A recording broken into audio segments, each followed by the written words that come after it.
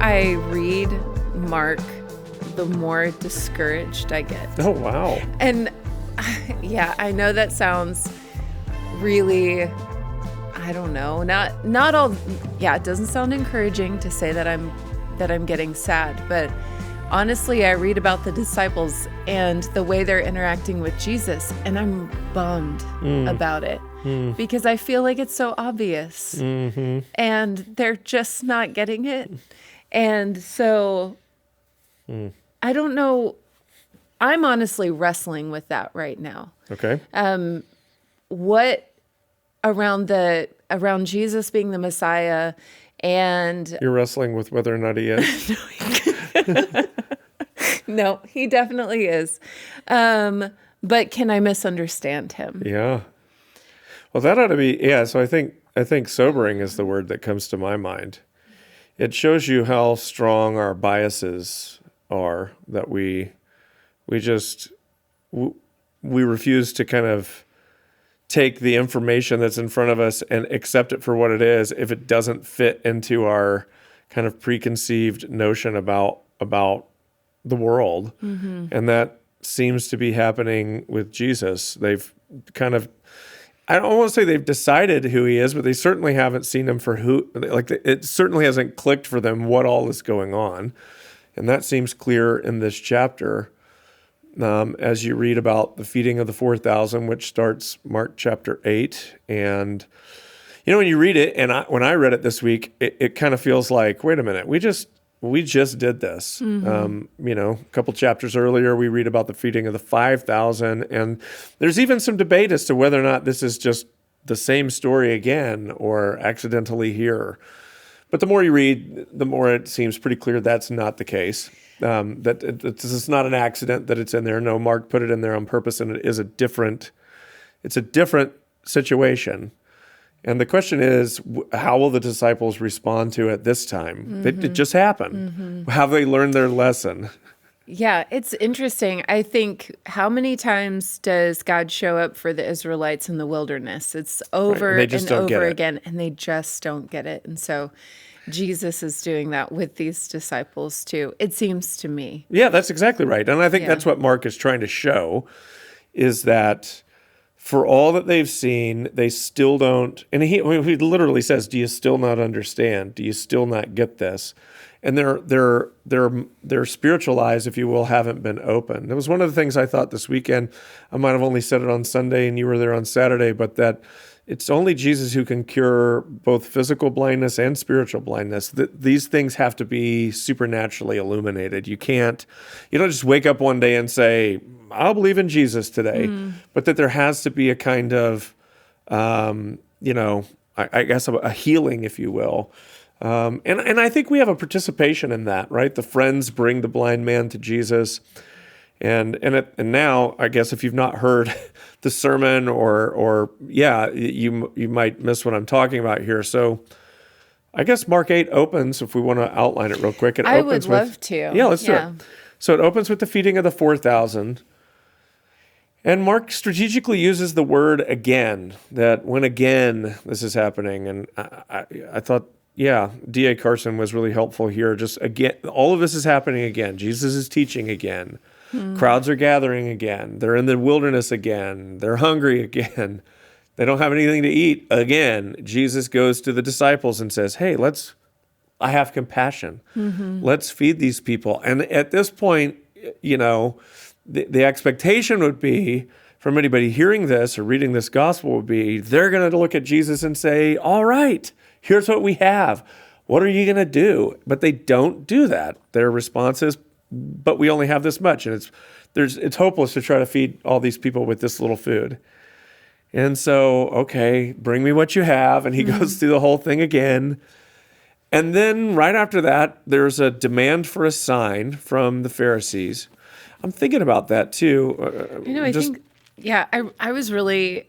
I didn't get into any of that part. I thought that was really, really fascinating. The demand for a sign? The demand for the sign, and then when Jesus tells the disciples to beware of the leaven of the scribes and I would the love to have Pharisees. talked about all of that. There was too much to get into. Yeah, exactly. So So the Pharisees demand a sign from heaven specifically. It's interesting. I don't know if I woke up this morning thinking about it or we were driving to school and I had my girls read part of Mark 9, which is the transfiguration. I mean, there literally is a sign from heaven. I know. It's just not going to happen on your demand. It's pretty interesting that they are demanding this. You know, I thought that was probably, I think, what was in my head this morning was just the audacity of a demand of God. I demand you show me this one. How it's ridiculous. Yeah, and I was thinking this past week how Jesus, he meets the needs of the 4,000, and so you see this incredible sign because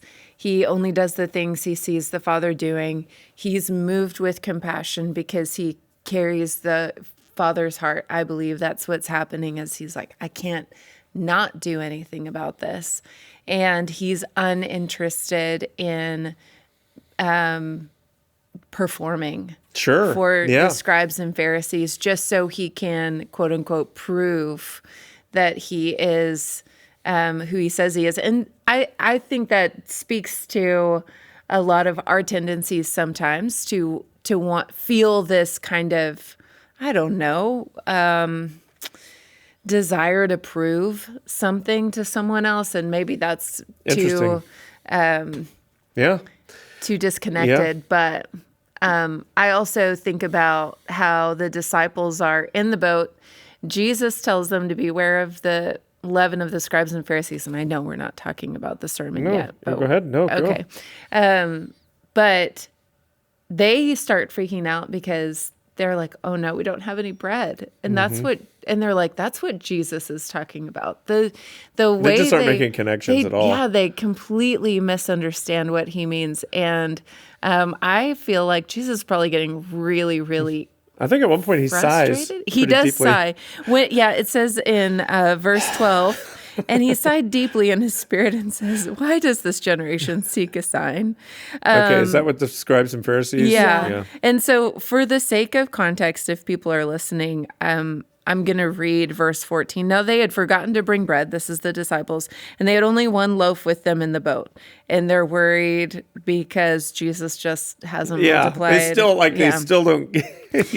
And he cautioned them saying, watch out, beware of the leaven of the Pharisees and the leaven of Herod. So you see there's two different, I would think of leaven as ways of thinking. And so you could take that a couple different ways. And kind of what I found in my study this last week, I think perhaps what's being said here, and even the part about, because I don't know, because if you keep reading, what you're going to find is, well, keep reading. Okay. And they began discussing with one another the fact that they had no bread. And Jesus, aware of this, said to them, why are you discussing the fact that you have no bread? Do you not yet perceive or understand? So this is and he says, are your hearts hardened? Interesting. Having eyes, do you not see? Having ears, do you not hear? And do you not remember when I broke the 5 loaves for the 5,000? How many baskets full of broken pieces did you take up? And they said to him, 12. And the 7 for the 4,000, how many baskets full of broken pieces? And they said to him, 7. And he said, do you not yet understand? Okay, so that's interesting. Yeah. All right, so do you not understand? And the answer to that question from me is, no, I don't. If you were to ask me right now, what do those baskets represent? I don't know. And I don't think, so far I've yet to run into a very good answer. Some people say the 12 represents the 12 tribes of Israel, and the 7 represents basically the Gentiles, and that's what this is about. And it could be, but we don't know for sure. And so you ask yourself, well, then what's going on here? And what the conclusion I came to, I wonder. So this is just me putting forward. My thought is, I don't know that that's the point of this, the point of that little pericope there. I think the point is, do you still not get it? That's what I think is the bigger picture, is not getting hung up on the specific details of what is the leaven of the Pharisees, and what is the leaven of Herod, and let's try to nail that down and say exactly what it is, or what do these baskets full represent, but rather, I think Mark's greater point is the disciples still don't get it. If you look at the chapter as a whole, and this is kind of where it's helpful to study this in two different ways.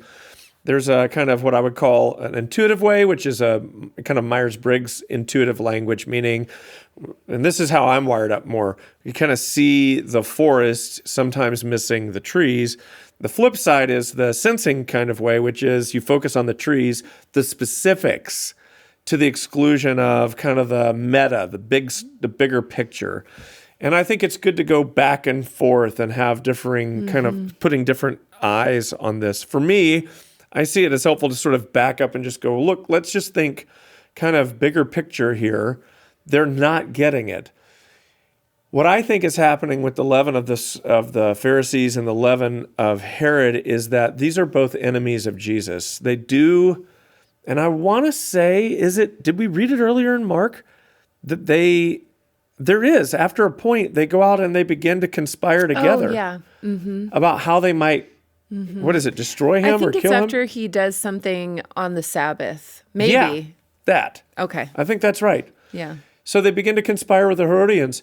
So bottom line is they're both enemies of Jesus. It may not be important which is which, like what is the leaven of the Pharisees and what is the leaven of the Herodians, because there really isn't a good clue as to what those are. Now there may be somebody that's come up with a good answer that's brilliant and whatever, but I tend to see it more as you become an enemy of Jesus, and this is foreshadowing because that's exactly what's going to happen.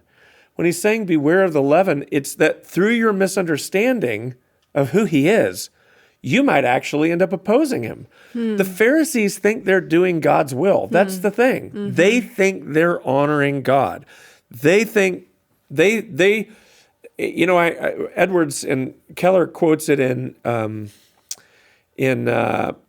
Jesus the King, but J.R. Edwards writes, Jesus isn't crucified by the worst of humanity. He's crucified by the best of humanity. It's not a mad mob that's set on lynching him. This is the Jewish Sanhedrin.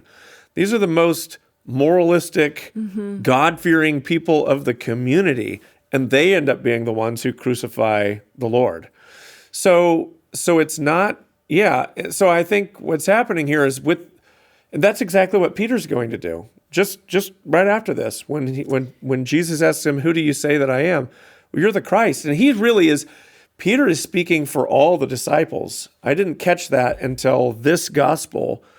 Peter is sort of speaking up on their behalf. This is how we feel. You're the Christ. Who do you all say that I am? You're the Christ. Peter's the spokesman, and this is why Peter takes him aside and begins to rebuke him. That can't when he starts talking about suffering and death and being raised again on the third day, he's like, no, that will never happen.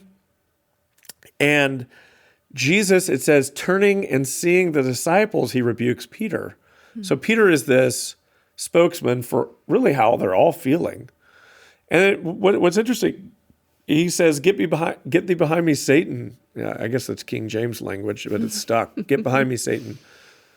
You do not have in mind the things of God, but the things of man, or you have not set your mind on the things of God, but the things of man. And what does that mean? It means you're opposing God. I mean, you don't even know it.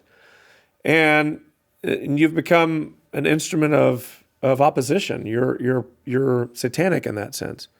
So that's kind of what I think is that's why I chose not to get into that point there, because I felt like I was going to tackle something similarly later. But it is interesting to kind of unpack it a little bit more here, because when I first read this chapter, me and Ethan and Ryan, who preached out at West this last weekend, we all read that part, and it's like, do you still not understand? And we're all like, yeah, no, none of us understand. And the reading that I did on it, I didn't find anybody that really did. I just don't think it's Mark's point. I think Mark's point is the blind guy's getting it. They're not getting it. Don't you understand yet? I think that's the question. Don't you see who I am? Regardless of what these things mean. I think it's really interesting, too, that he attributes like the not seeing and not understanding again to a hardened heart. Yep. It's just really like, oh, okay, these things all go together. And I think it's interesting when you think of a hardened heart, and we haven't talked a whole lot about this yet. Blake did a fantastic sermon on this just a couple of weeks ago. But when you talk about a hardened heart, I tend to think of a heart that is against the Lord. And I think there's some truth in that. Peter ends up opposing Jesus here in this chapter.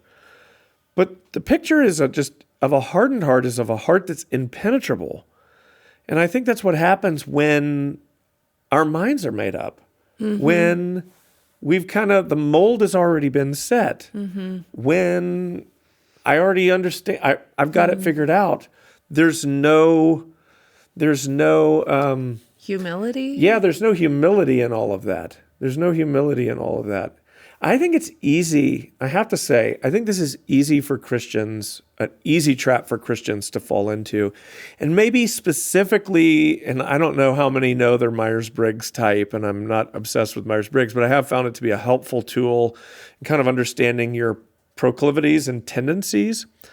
I do think on the S types, and I am not that, maybe this is just me having a preference toward myself, but it seems to me that people with an S type tend to want more concrete answers to things. And they like solutions where everything lines up and things become, it's like click, easily explainable. That makes sense. And I get that. And I think God is a God of laws and rules, and there are principles, and there are lots of those types of things. But then I think there are times where it doesn't work quite that way. But what we try to do, and I talked about this last week, is we try to force a click understanding into the scriptures that just maybe simply isn't there, but for our own comfort level. I may have said this before, but I really do think this is true. Keller said that if you read one person, you become a clone. And what does that mean? That if I have, and this happens, Christian people, we have a favorite pastor, a favorite apologist, a favorite theologian, and we have read, we listen to their stuff, we follow what they say, we adhere to their views. I just love the way they unpack it. We all have our favorites. I do too. But he said, if you listen to one person, you will become a clone. Now, here's the danger with that. Then you listen to two people and you become confused. Here's what happens. Because you've listened to one person, maybe your whole journey, then you hear another view and it's like jarring. You're like, what? Whoa, that's different. I don't get that. That doesn't make any sense to me. And now you become confused. And quite frankly, what it can cause people to do is to like faith spiral. Like, I don't even know which way is up anymore. And it depends. It can send some people, I would imagine it could send you into a depression. It could get you angry. I think you could kind of rally your sort of troops and double down and go on the offensive and talk about why that person is bad and wrong and that's not right. But he said, read 10 people and you become wise. Because there are differing points of view on these things, when you allow yourself to kind of see a little bit more broadly, it's not about relaxing the I would call them close-handed issues of our faith. And we talked a little bit about this last week, but it's just been on my mind. But it is about kind of understanding that there's some different points of view on this, and we don't have everything just so figured out. And if you don't read this story and get that warning that this is how the Messiah has to come. This is what he's going to do. This is their expectation. I love the way Chris said it, that he was the Messiah they were longing for, but not the one they were looking for. Man, I thought that was such a great line. That's absolutely true. They were longing for him to come, but they did not like the way he came. And I just think, again, as you said, maybe, did you say scary, or how did you describe this chapter? Sad? When you're reading it, it's like there's this sobering thing that's like, if I am reading this and there's not some recognition of me that I might be capable of the same thing, that my heart could be hard toward the Lord and not even know it. Not because not because I hate God, but because I've already decided. And I'm not, my heart isn't porous, if you will. There's no one, it's like if you think about a sponge, it's porous. It can absorb water. Then you think about your hard countertop and water gets on top of it and it just sits there. It doesn't penetrate into that countertop because that thing is not porous. And I think that's what's going on with their hearts and can easily happen with our hearts is they're not porous because we've already got all the answers. So we've already figured everything out. And some of us, we really like it that way. And I think there's a warning for folks in that is to just maybe open up a little bit and say, maybe I don't have things as figured out. And that's okay. Yeah. That's the journey of faith, stepping into the unknown. If you think it wasn't scary for these guys following Jesus, not just all, what they were going to encounter, but the upending of what they thought they knew had to be deeply unsettling in many places. Yeah. I just loved I know we'll get into the healing of the blind man. Yeah. But one of the things that I think is so cool, and it connects to what you're saying, is he's healed and Jesus says, "What do you see?" He tells him what he sees, and then Jesus again reshapes what he sees. Yeah. And I think that, as I was reading this week, that was like, oh, Lord, I want to daily submit to you what I'm seeing so that you can So good, Lindsay. reshape Yes. reality. Like, what are you up to? And I think it kind of comes out in maybe just like a willingness to have my view changed or Yes. just, that sort of thing. Like when I feel an unwillingness in me, that's that's me hardening. And so I wish I would have been able to have this conversation with you guys before I preached this message. really? It would have been so helpful. Yeah, because I was struggling to try to figure out how to put language to all of this. But this is really good, and I love what you're saying. I think that's exactly right.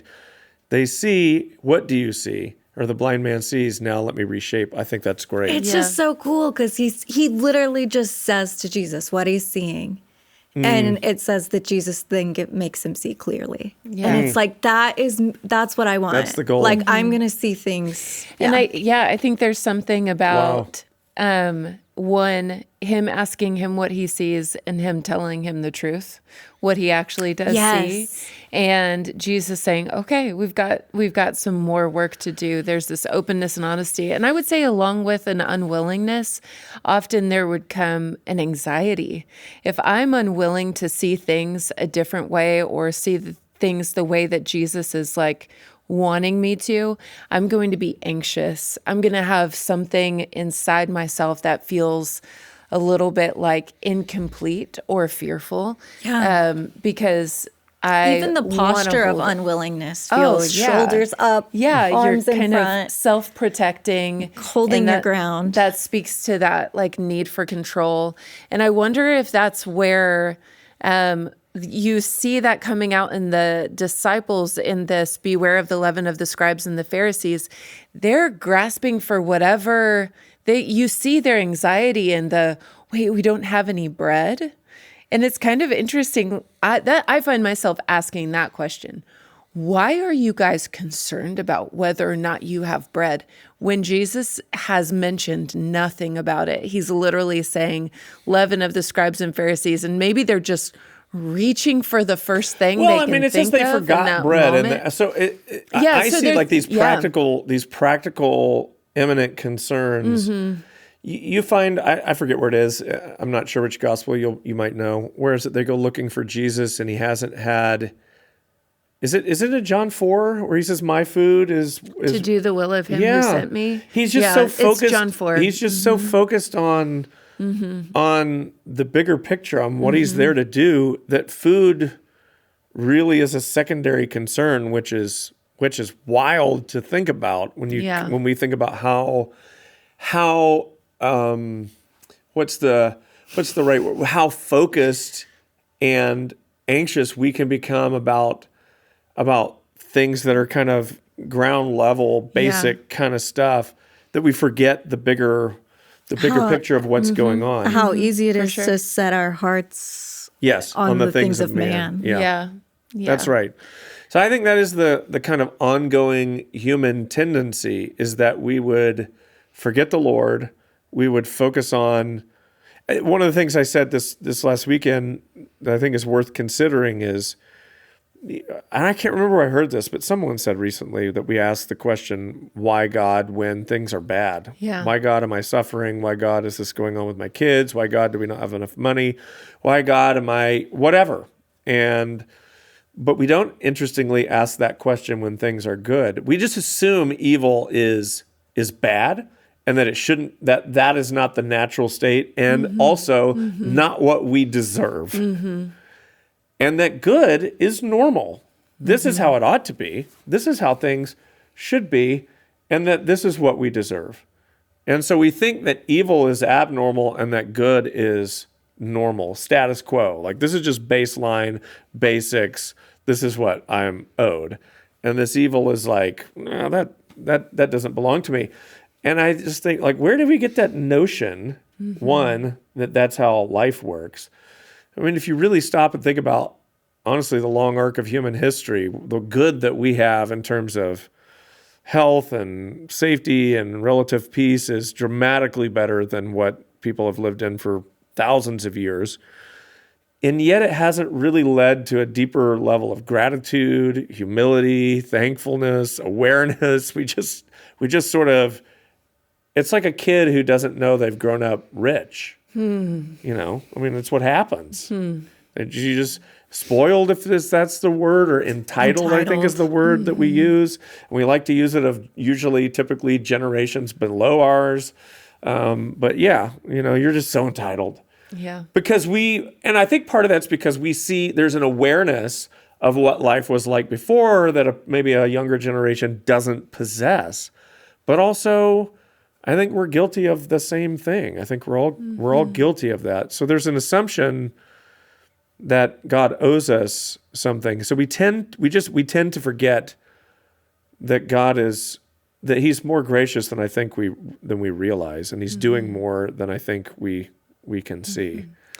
Yeah, I think that's why when we encounter really difficult circumstances, whether it would be something around our health or finances or marriage, family, that we have a tendency to blame God for those things.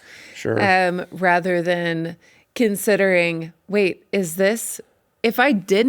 how much worse? If I didn't have a relationship with the Lord, how much worse off would I be right now? So here's another way to think about what you're saying, which I think is good, because I've run into this kind of thing. I have conversations like this. People, grab me in the lobby or whatever, and we'll talk.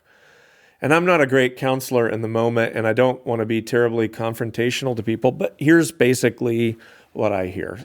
Something like this. Hey, Whit, my life is falling apart. This is happening and this is happening. I've lost this and I've lost this and I've lost this. And I am here. I am going to really press in with the Lord because I want that stuff back. And I just think, but I haven't heard anything in what you've said about I want the Lord. All you're saying is this is broken and needs to be fixed. My marriage is broken, needs to be fixed. My job is off the rails, needs to be fixed. I'm not saying that the Lord doesn't care about any of those things, but still, when we're coming to God on the basis of, I just need you to fix this, He becomes borderline inconsequential to your problem. I don't know if people consider that before. Piper has this quote that is deeply disturbing, which is, people who can imagine heaven where Jesus is not there will not be there. In other words, if you can imagine a life where all your problems are gone, where you have what you need, you get the dreams and the desires of your heart, whatever that is, success, money, I don't know, whatever you lust after, whatever it is that you want and wished you had, happiness, define it, I don't know, whatever that is. If it's like, if you could say to yourself, if I could just have that and that would be enough for me, and then your second thought is, oh yeah, I guess it'd be nice if Jesus was there. He's saying, you won't be there. because heaven is the very presence of God. And so Jesus doesn't become this means to your end. And I think that's a huge problem. I think part of what's happening here with the bread is they're hyper-focused on an immediate need that they want, that they don't have addressed.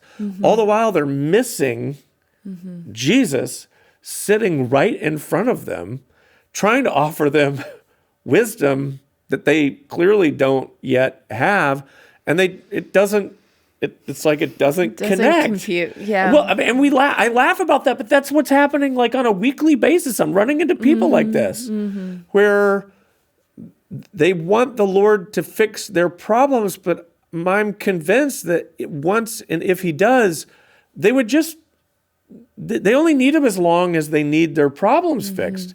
What they're talking to me about is the brokenness of their lives. And it doesn't seem to occur to them to go, I'm the problem.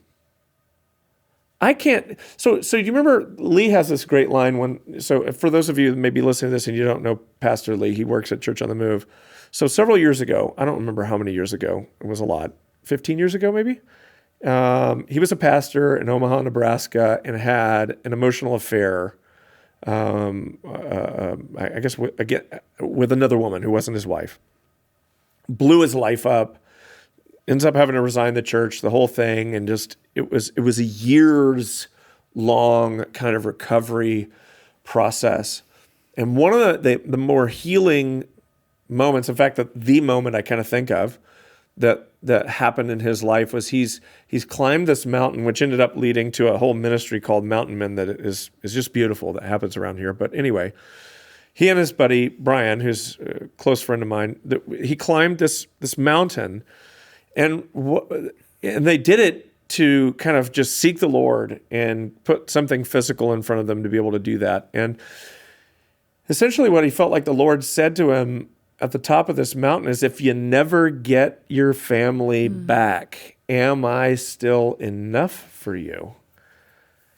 And when it was yes, I think, it's interesting, a mountain. And for those of you listening to this, you won't be able to see what I'm doing with my hands, but I kind of have my hands together as a sort of pyramid mountain shape.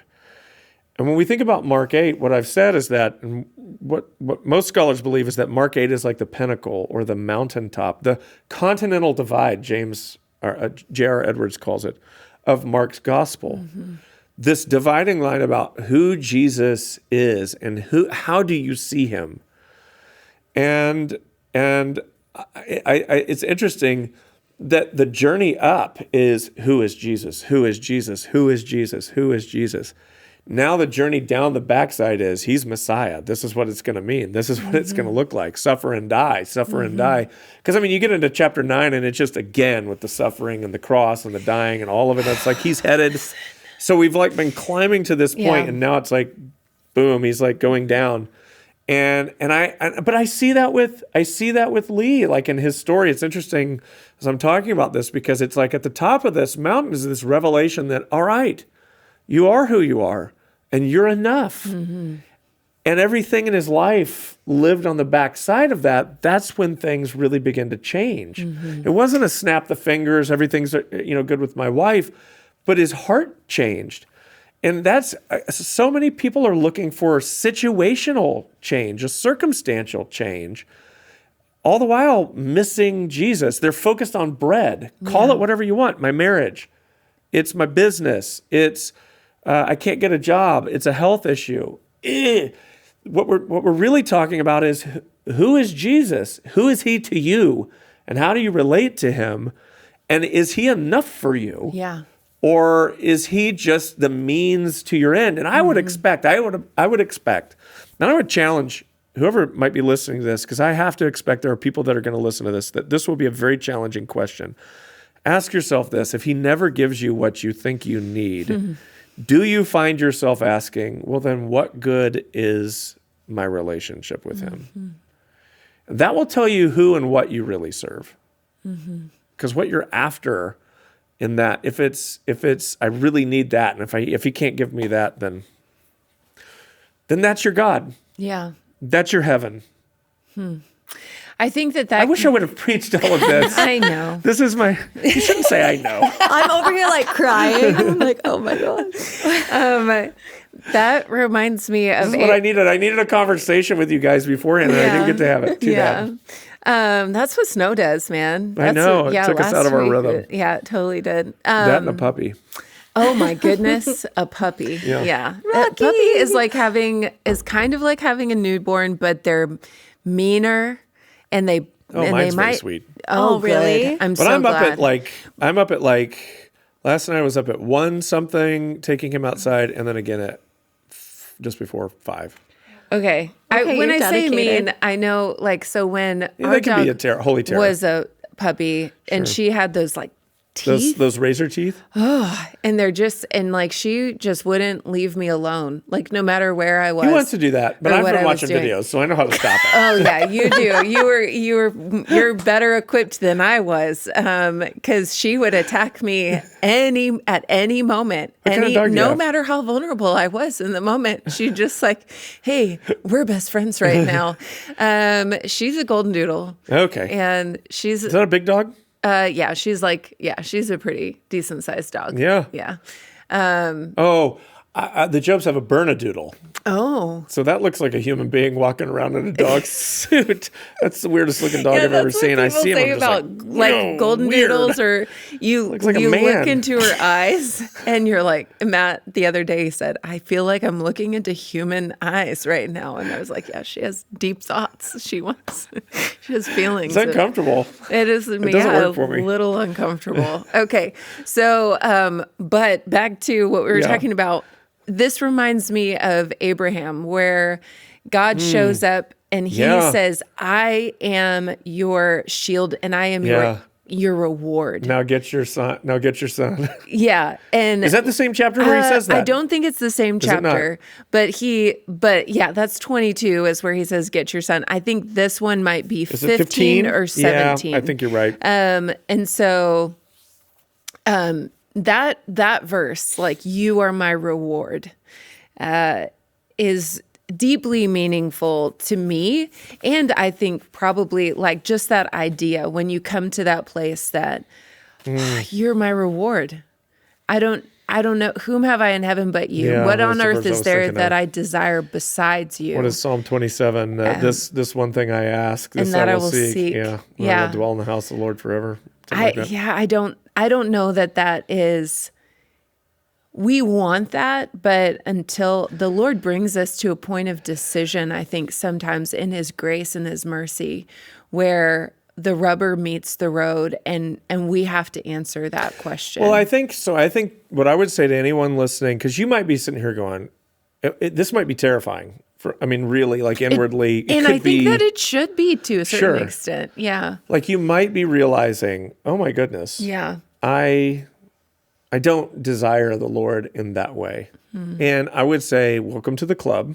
Mm-hmm. I think we're all there in varying degrees.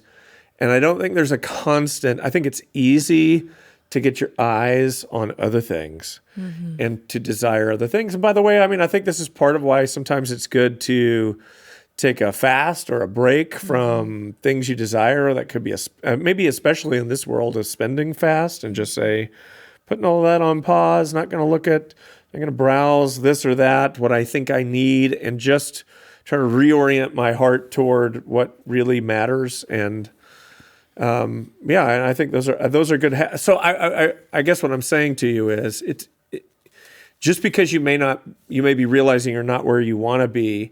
I think admitting that you're not where you want to be is a great starting point, and then taking that to the Lord and saying, all right, what do I do about this?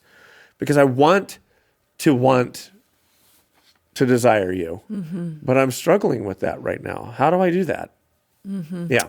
I think that for anyone who is experiencing, there's a difference between feeling conviction and condemnation. Yeah. And so I would say some people listening are probably feeling the conviction that you're Sure. talking about, this invitation from the Lord to set things aside, to create distance. And then there's other people who the enemy might want to exploit that moment and say, yeah, you're right. And bring in condemnation. And Sure. bring in condemnation. And so I would say, in addition to what you're saying, just be aware of what voice you're listening to in this moment, because the Holy Spirit, if he's inviting you into that place, he's not saying that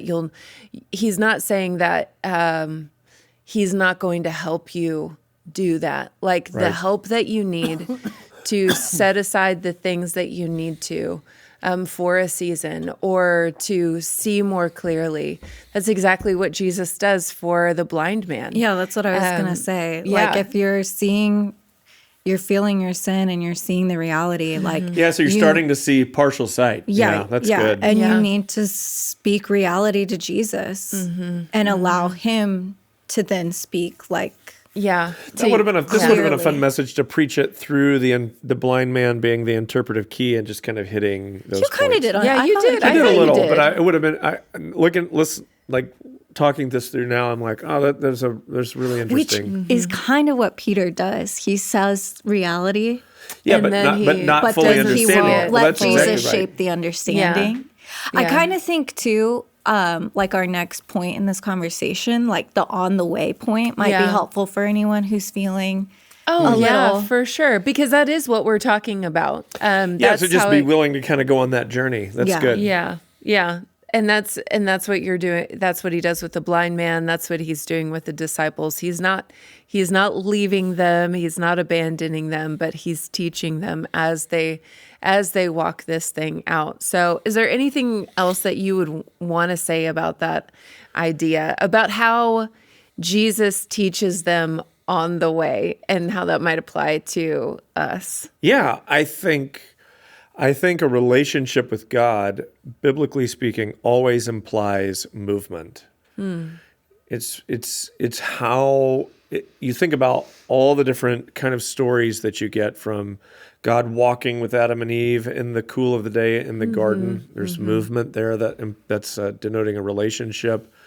But you get Abraham, who's called away from, there's a journey. And specifically, I want to say, where is it that Abraham lived in tents with Isaac and Jacob?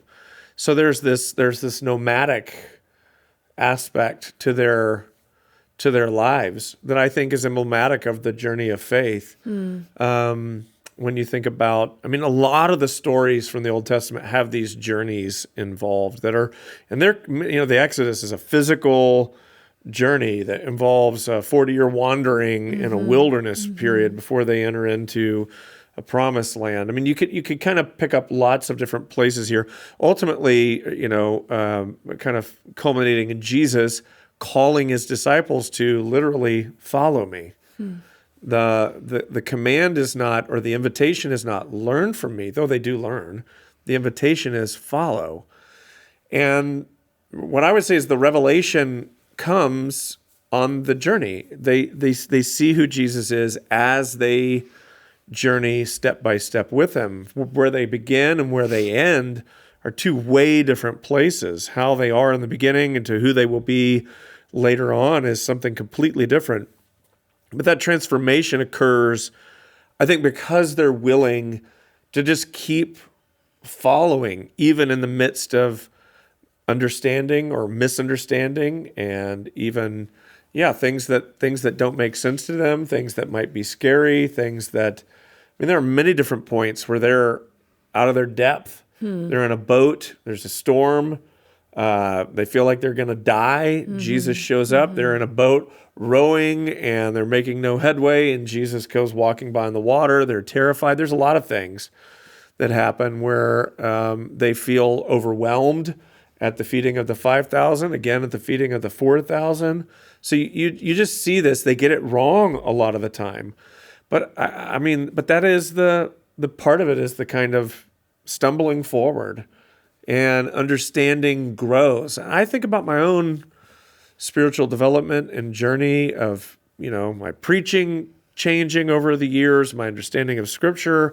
I've by no means arrived, but I just think, man, the willingness, I guess, just to keep stumbling forward is kind of what has produced a greater, deeper understanding of who the Lord is. One thing I want to talk to, because you talked about God leading in steps rather than leaps.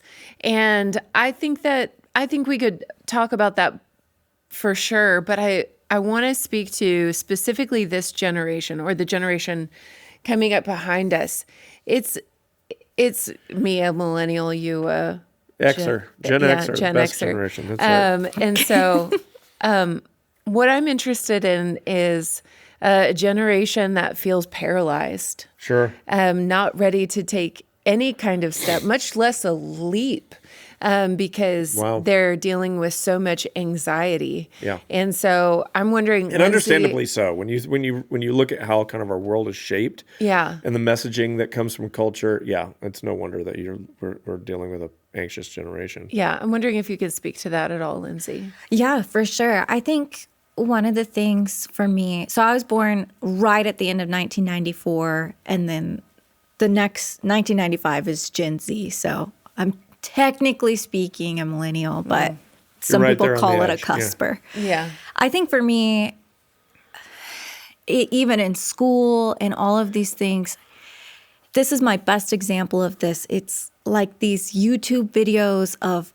5 things you should have known before you ever did X, Y, and Z. 10 things I wish I knew about finances before I ever got a call. Fascinating. And what that did to my brain was, I need to know everything before I do anything. So you can't even take a step, can't even make a decision unless you've done all the research. And I've also, so one of my kind of healing mottos for life is, sometimes you just don't know until you know. And that's okay. But I do think even still, it can be a little bit debilitating of okay, it's okay that I don't know every single part of this. I have to do something. It's interesting. I wonder too, as well. I mean, and in some ways, rightfully so, and I think it's justifiable. But we're also living in a time where there's a lot of looking back on the past and past generations and unearthing that's interesting. Mistakes. Yeah. Well, they shouldn't have done that. Or did you know in World War II, for all that we're doing, there was these Japanese internment camps, and we put all, and like these bad things that we did, and there's like innumerable examples of this. Pick any event in history, any leader in history, and we can tell you about their dark side or their racist attitudes or their whatever. And so there's this, and even there, it's not as popular anymore. It doesn't seem to me to be, but there was a time where the phrase "being on the right side of history" was a really important thing, and you didn't want to you didn't want to move too quickly and find out that, oh no, I've been doing this all wrong. And there's an expertise for everything that can be, with the rise of an advent of YouTube, and I think people, even my generation, we can feel all of this. It's like, even, we're talking about a puppy. It's like there's all of this there's this, incredible wealth of information. And on the one hand, it's helpful. And on the other hand, it is anxiety producing, because I'm walking around our house watching our family handle this puppy, and I'm like, oh, not supposed to do that, not supposed to do that. You just kind of become this, it's like you can feel all of this anxiety welling up on the inside of you, because you're here, the voice you're hearing is, you're doing it wrong. You're doing it wrong. And I'm wondering, with the advent, it's both self-actualization, but I think also the information age and the advent. 1994 is the beginning of the internet, quite literally. The internet is taking off like that. That's the first time we're hearing that. Wow. I have it in a yearbook. I think my yearbook of when I graduated, it's like got a kind of what happened in that year, something like that. I've seen it somewhere. And I remember there's like a Bill Clinton thing in there, and there's like an internet thing in there. And it's like, that's when you first started hearing these. But that has led to is like an endless supply of information that allows you that you really should be taking advantage of. And no shortage of people, quite frankly, who are willing to tell you that you are doing it wrong, especially online. If they see a video of you, that's not how you're supposed to water those plants. That's not how, you don't raise your kids that way. We're past that. Or, dogs don't need to be true. I mean, it's amazing. There's criticism of everything.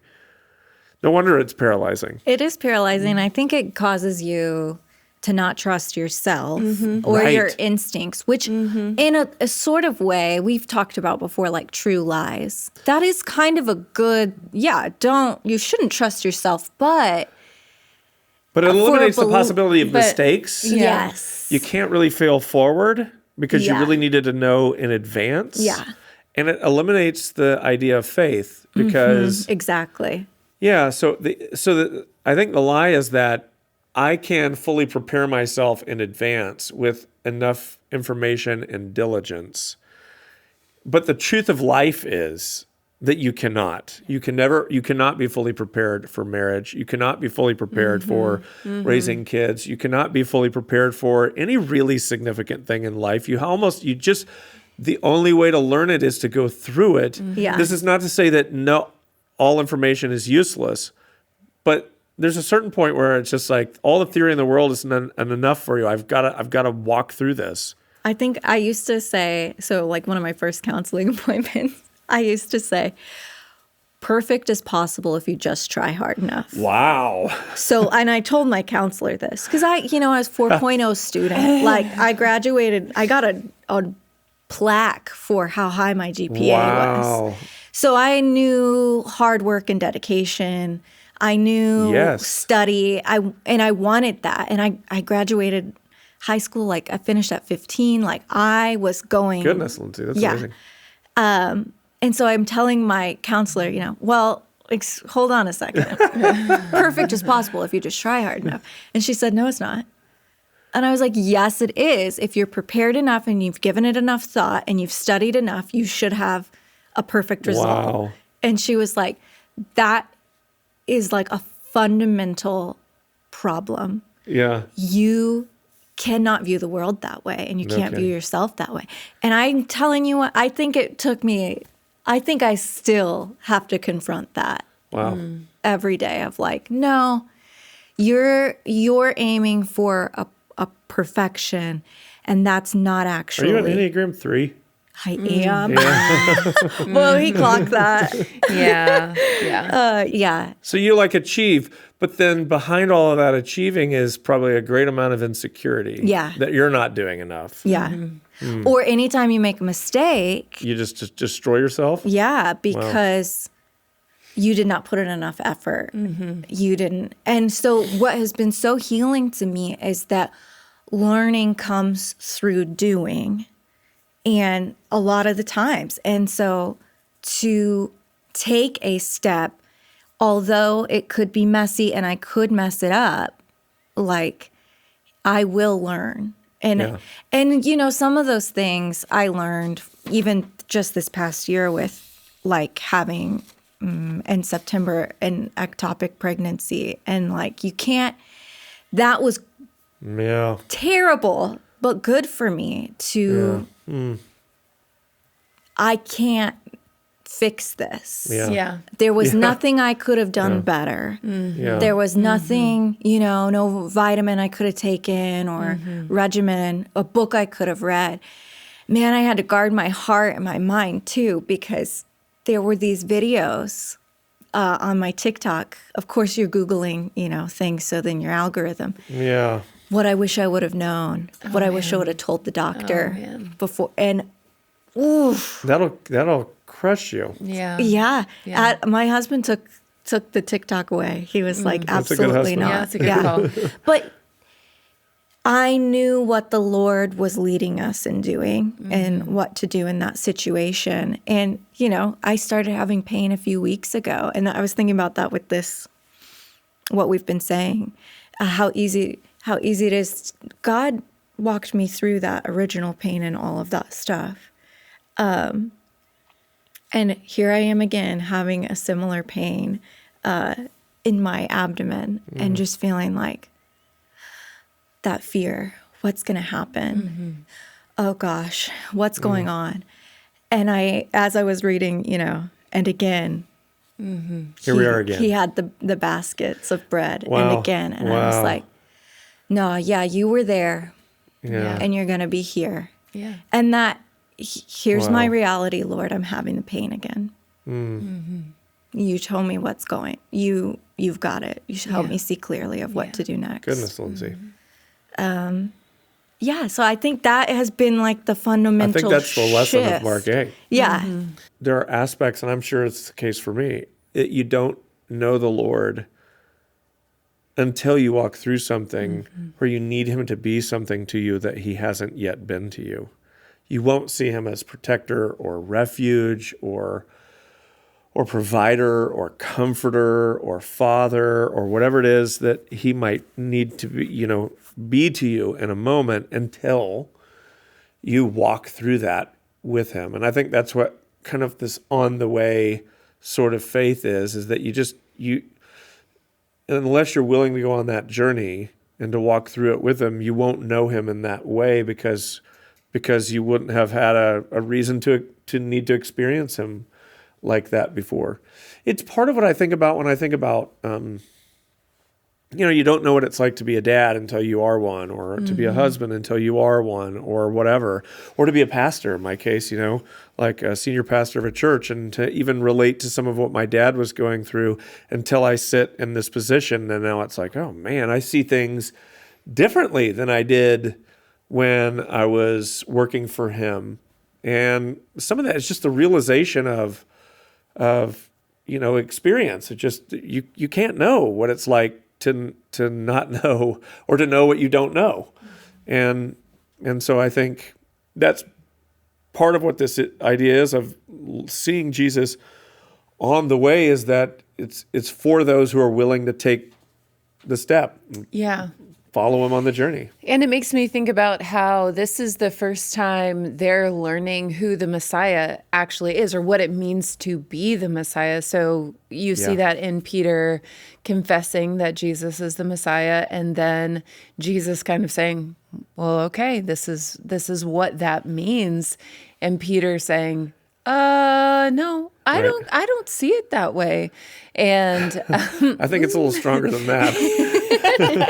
well, Peter says, He takes him aside and begins to rebuke him. Oh, gosh. Which is the same, peace be still, what Jesus does to the storm, the same word. I know, it's so interesting that Peter feels... It's like what I do with my dog. Stop. Yeah.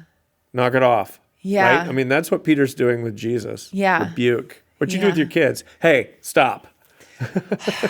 Yeah. And there's so many questions I have about that. Like, what is Peter assuming about Jesus at that moment? Is he assuming that he, this is just a moment of weakness for Jesus, and I just need to tell him, no, this isn't going to happen to you. You shouldn't say things like that. And then the surprise that Peter gets when Jesus says, You're wrong. You're absolutely wrong. Yeah, more than that. Get behind me, Satan. Yeah, and you have in mind the things. I like the way the ESV. I think it's the ESV.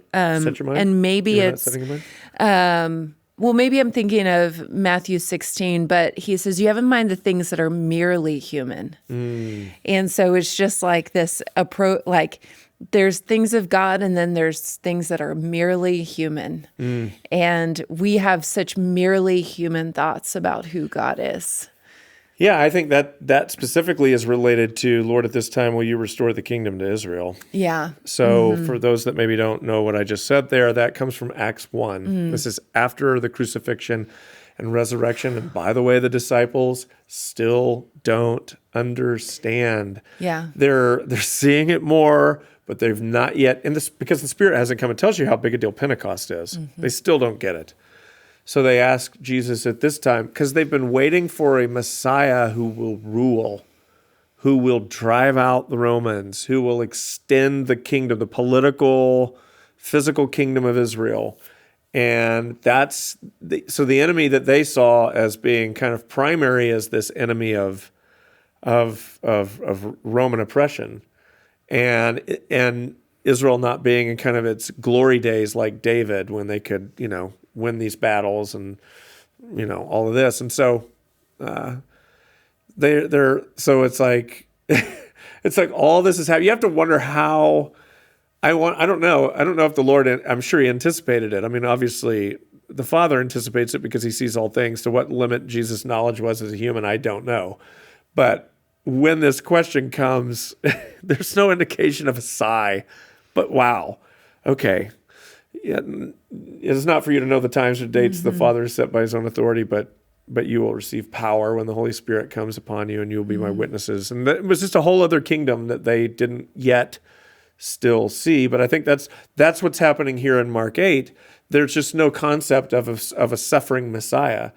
So from what I've read, the whole idea of a Messiah was not, there's no indication biblically or in kind of their tradition that the Messiah himself would suffer. There is this servant who suffers in Isaiah 53, notably, in other places, 40 perhaps. But yeah, there's a suffering servant in Isaiah, but no one had ever connected that suffering servant with the Messiah and also the idea of the Son of Man. So these things are kind of Jesus is linking these things together in ways that they had not conceived of before. It's a whole new, which, by the way, I mean, just going back to our kind of holding loosely our interpretations of end times or whatever else, it's like, I mean, these are people that devoted their lives to the study of Scripture, and they didn't see it.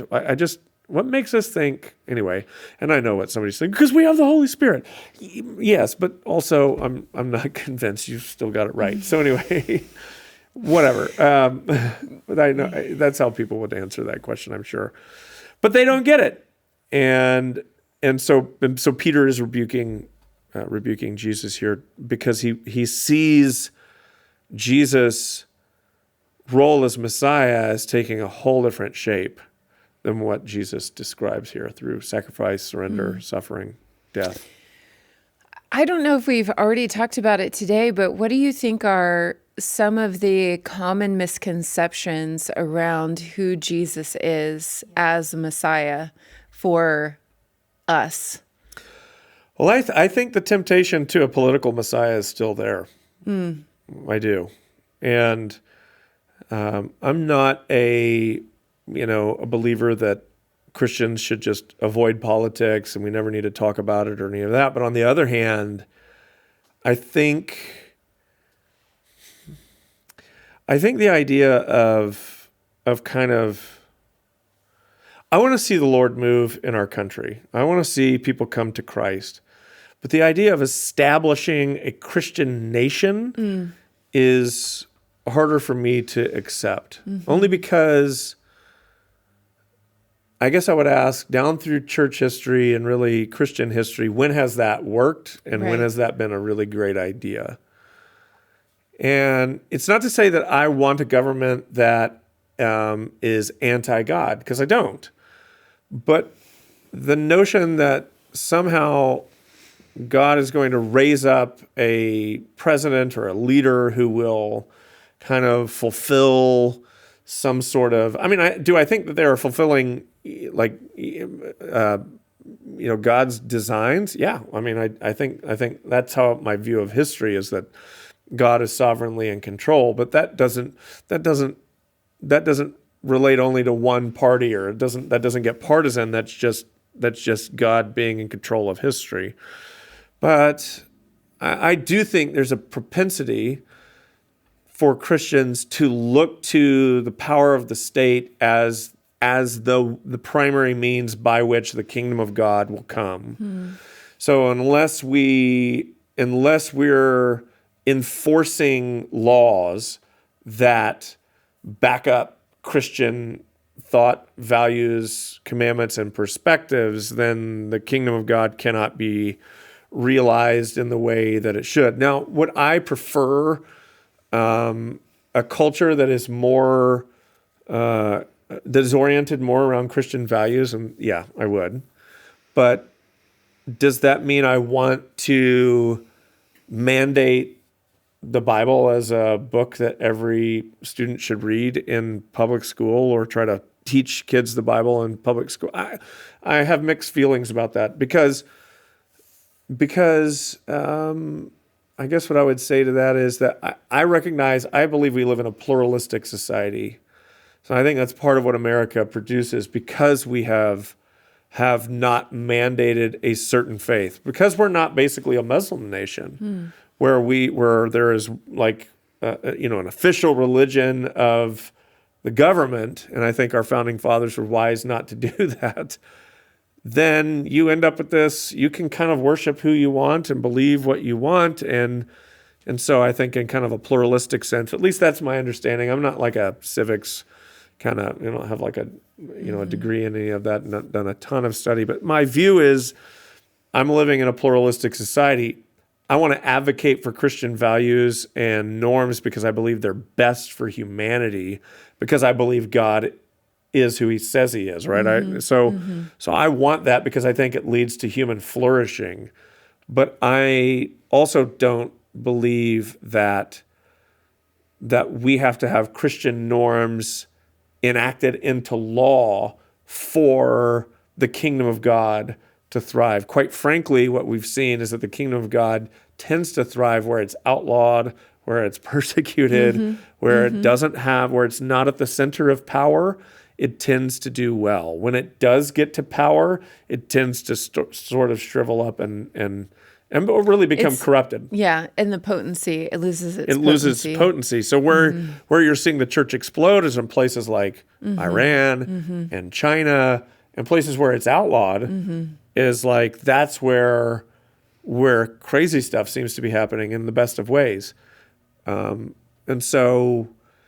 Yeah. Anyway, I think that's one I'm getting off on, but I feel like it's worth taking just a couple minutes to unpack, because I would imagine that there may be some questions people might have about some of the stuff that I'm saying. I would, by the way, this is for me what I'm describing here are secondary issues. I hold this with an open hand, and I feel like that my thoughts on all of this are evolving. And so these are not things that I would get up and preach dogmatically and say, this is how, but I would say that our faith and our hope and our trust is not in a president or in a party or in some, someone getting into political power. I think it's hard to read through the New Testament and see that wasn't what Jesus was aiming at. Right. And it's not to say he doesn't care, and Paul ends up before Agrippa and Felix or whomever it is in the book of Acts, and he's preaching Christ to them, and rightfully so. And he goes to Rome and preaches Christ there. So it's not to say that there's just who cares about politics or people in power or any of this, but I don't see Paul or any of the New Testament, any of the apostles advocating for policy change. And by the way, this goes right and left. So on the left side, what you would have is it's the same idea. So we can talk about this for a second, but basically what it believes is that the primary way the kingdom of God comes is through social change. And you can do that as a conservative, and you can do that as a lefty. So that would be, we're working for, social justice type efforts and so forth. And those take a real kind of leftist sort of approach. And churches, there are plenty of churches that are off down that I would call them, many of them, not Orthodox, Bible-believing, even Christian churches. They sort of represent themselves as Christian, but they wouldn't be Christian in the sense that I would call them Christian, or I think even the scriptures would call them Christian, and as divinity of Christ and all this type of stuff. But you can do it on the right or on the left. It expresses itself in different ways, but essentially the belief is that the best way to advance the kingdom of God is through a political movement that affects society and creates social change. And Paul talks about slavery and upends slavery, but not through organizing a protest or going on a march or trying to get as many people together.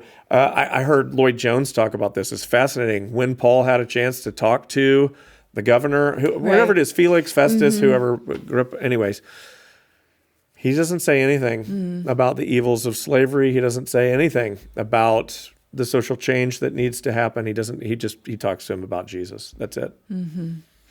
So I think that's telling to people. I think more left-leaning is like they want less theology and they want more social action. Yeah, quite frankly, I think that happens on the right too. We want less about Jesus and more social change. Let's make that. Let's get that again. Let's make that against the law. Let's get that out of our schools. And I'm for like getting rid of like lies and like stuff that's hurting people. I'm for that because, like I said, I'm for human flourishing, but I don't think the primary way the kingdom of God comes is through political movements and social change. Yeah. It's like you want the benefits of the association with Jesus. You want the kingdom without the king. Allegiance. Yeah. Yeah. You want the kingdom without the king. In other words, we're trying to create utopia. That happens on both right and left. So you look at it. I'm telling you, if you look to people on the left, their thought is if we could just get rid of these Nazi, fascist, wacko, right-wing conservatives, the world would be a safer, better, more harmonizing, whatever it is, or more harmony kind of place. And people on the right, if we could get rid of those stupid, weak, whatever you want to call them, lefties who are just like have no brain and are enacting policies that make no sense, then look at how much better the world could be. And that's so the problem with that whole thinking is that the way to win is the eradication of your enemies. But that's really anti-gospel, which is love your enemies. Yeah. So we've been talking about in kind of generalities so far as the left and the right is concerned. Yeah. Let's bring it down into an individual's life. All right. Where might someone be tempted to believe that Jesus is this kind of Messiah rather than the Messiah or the Christ that he actually is? So what comes to mind for you? Do you have anything? I think it's self-actualization. Okay. I think there's a big temptation to believe that Jesus is going to help me fulfill Be my a means dreams. to your end. Yeah. Oh, yeah. And but they're going to have a Jesus veneer on them. Yeah. Like when you would see someone get up and thank God for the award that they got for the song that they wrote that talks about everything, nothing that would Jesus be associated with ever. And so that kind of thing. That's an extreme example. Yes.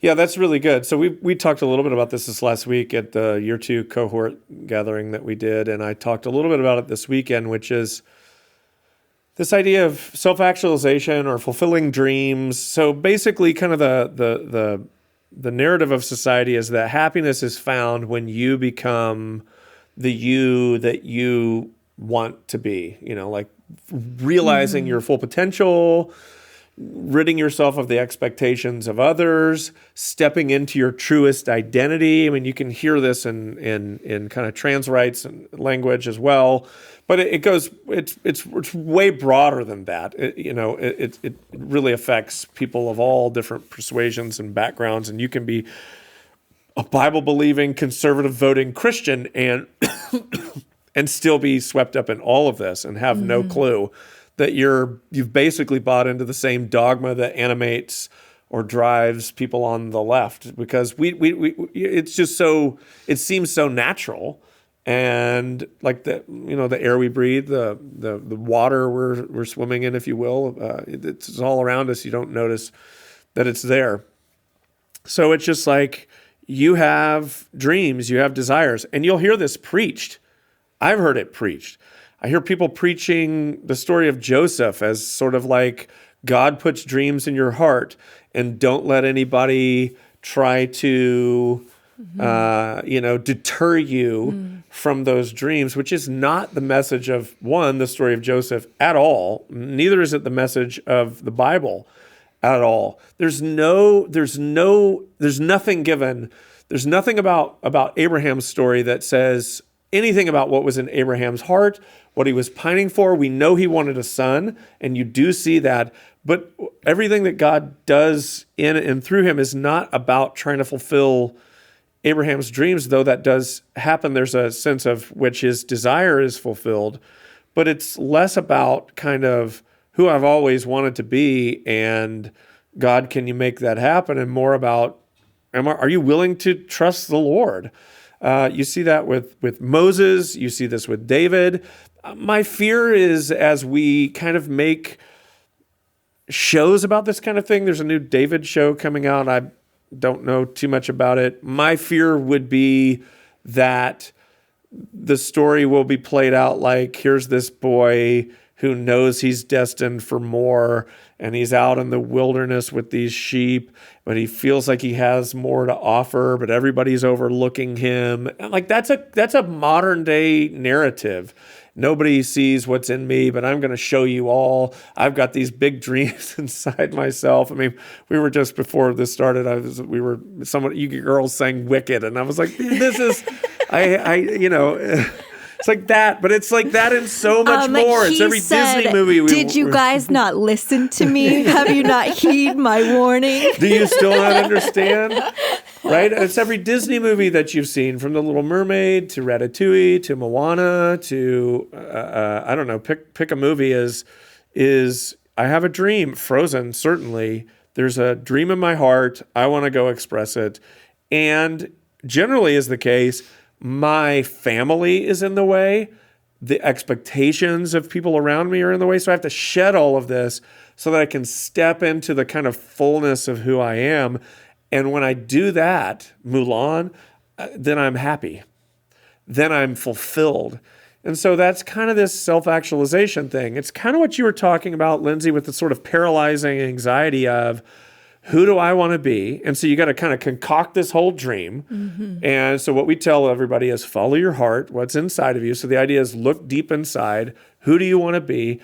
And then don't give up on that dream. Follow your heart, and Christians say, I've heard, this is a pastor quote. If the dream doesn't scare you, if it isn't so big that it scares you, it isn't from God. And I'm just like, what are you talking about? There's nothing in Scripture that indicates anything like that. Mm-hmm. We're not told to follow our heart or to follow our dreams. We're invited to follow Jesus. And so that just happens in a very different way, through surrender, through sacrifice, so through losing yourself. So when he says, whoever would save his life will lose it for my sake, and whoever must lose it, and whoever loses his life for my sake and for the gospel's will find it. So that word life there is the Greek word psyche. And I'm getting this from Tim Keller's book, Jesus the King, very helpful in this.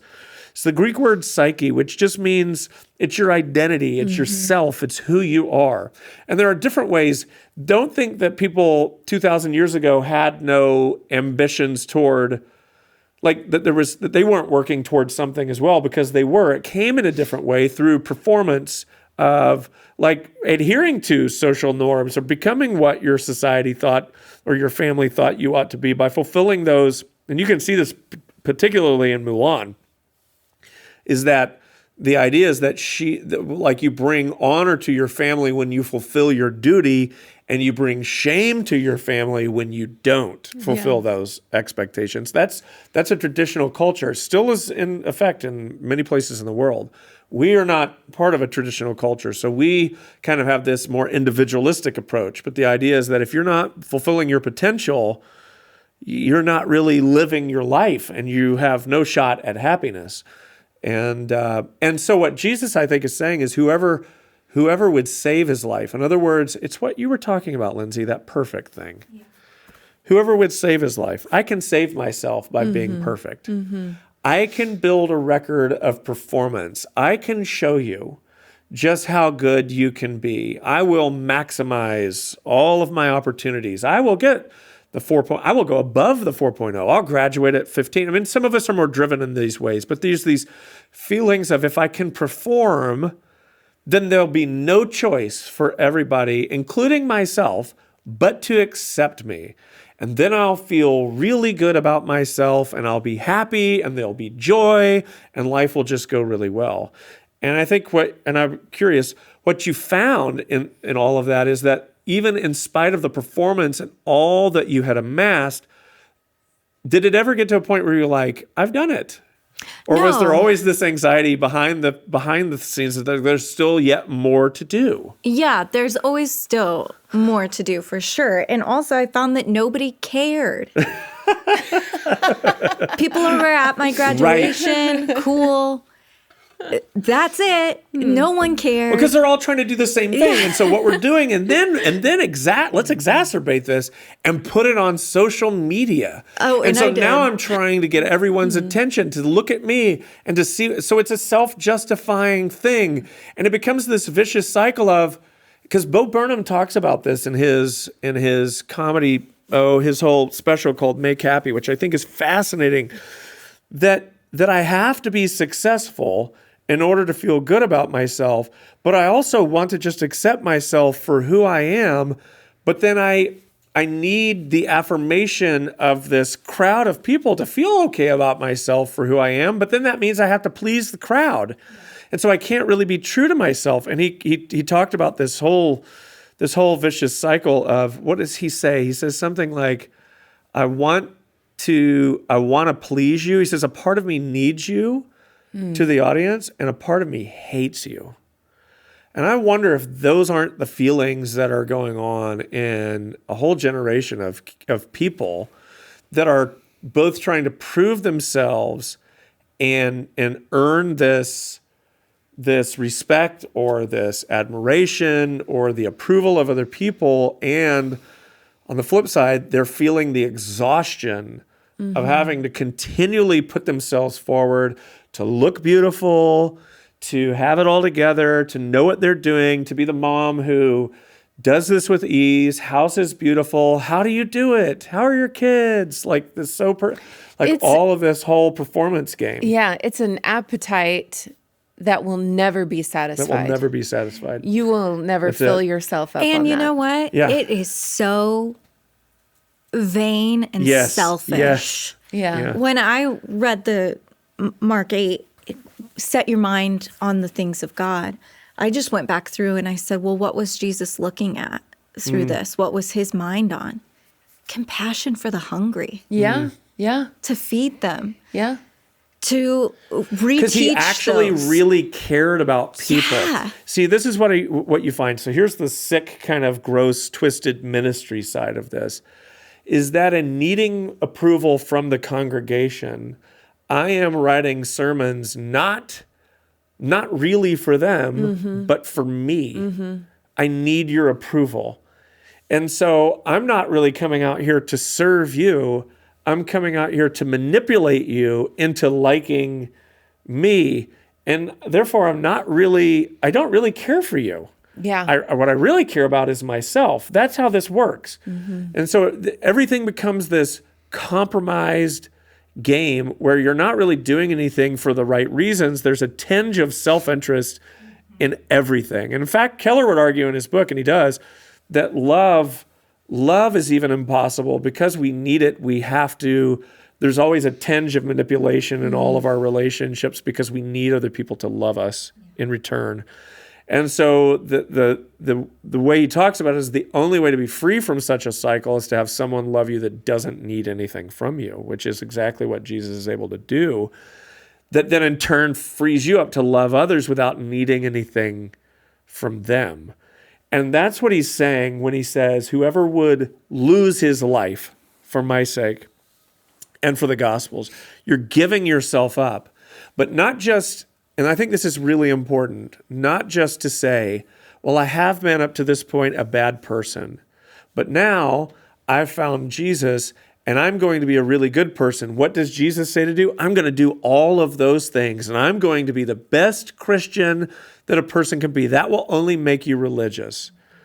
When he says for my sake and for the gospel's, it's this releasing of performance altogether, to where I'm realizing that my performance is now wrapped up in his grace and his righteousness. I have received that completely graciously given, to where my perfection and my effort really has no part in it. It's not to say that there's no effort required. It's just to say that that's not what I'm standing on. My merit is not based on my performance. It's based on his. And so that kind of strips me of two things in the best of ways.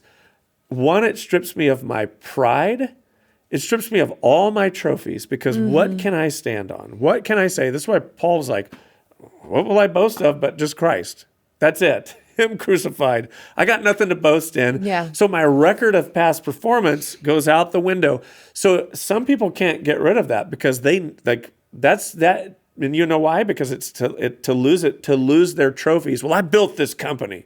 Well, I founded this thing. Well, I've been working hard. I've got a 30+ year career. I can't. What do you expect me to just give all that up? And I'm not saying that Jesus is asking you to quit, but the fact that you're building your significance on all of that, yeah, you do have to give all of that up. So you get stripped of all of your morality. It's not about any of that anymore. You can't stand on any of that and say, well, I never, or well, I did. You can't look down on other people anymore and say, well, I would have made different choices, because hang on a second, I'm not here by anything but the grace of God. It strips you of both your trophies, but also of your despair. And that critical voice, because that critical voice comes from the realization and the understanding that you didn't do enough, and you have come up short. And what's the beautiful thing about grace is that it says, yep, it's not what you performed. Both the pride and the despair of both of those things can go out the window, because now you belong to Jesus. And that is the new identity that you then have, that I think frees you to love other people, to serve other people, not needing them to like you in return so that you can feel good about yourself, but truly just to serve them. So you're right. That is what Jesus is doing, because he's the one person in all the Gospels who is really truly themselves all the time. Yeah.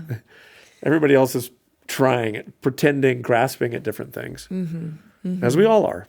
Yeah. And so you talked about this weekend, I think, that when you do that, that you actually, I don't know, I guess, become more you like become yourself. your true self. Yeah. You do. Yeah.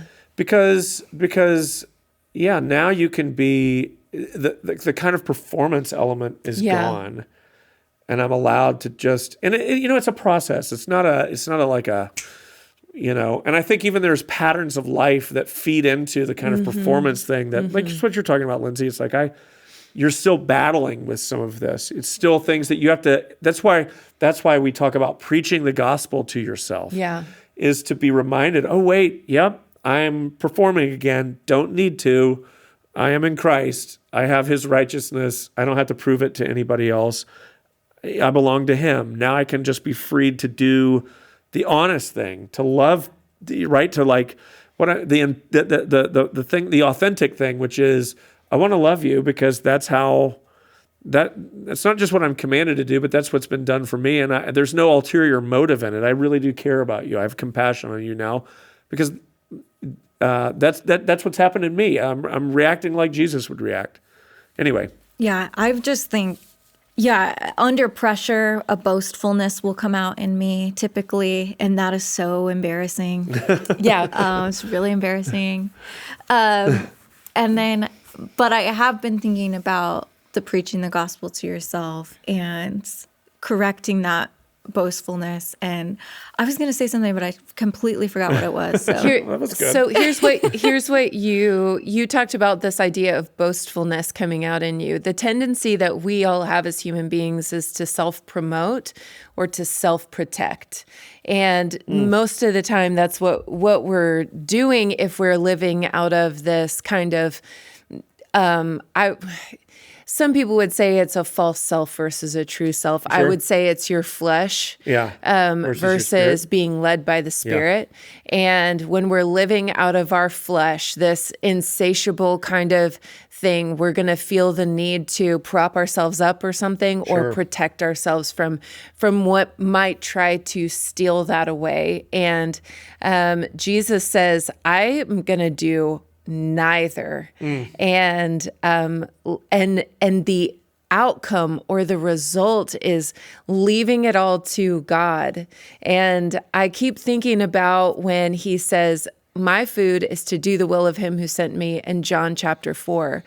He has no question in his mind if he is going to be provided for, if he's going to eat again, because his reason for being there, the purpose that he is there, God hasn't completed it yet. He hasn't fulfilled it yet. And so if God is in it, then you are going to be okay. You are going to have exactly what you need when you need it. And I love, there's an Andy Crouch quote that talks about how Scripture is so profoundly uninterested in a topic that I am obsessed with, and that topic is me. And he says, what God is inviting us into is to be profoundly obsessed with what he's obsessed with, which is his mission, which is what he wants to do on the earth. And he's asking us to decenter ourselves from this story and place our eyes solely on what he's doing and get involved with that. And in that loss of our whatever we're trying to hold on to, we will actually find true life.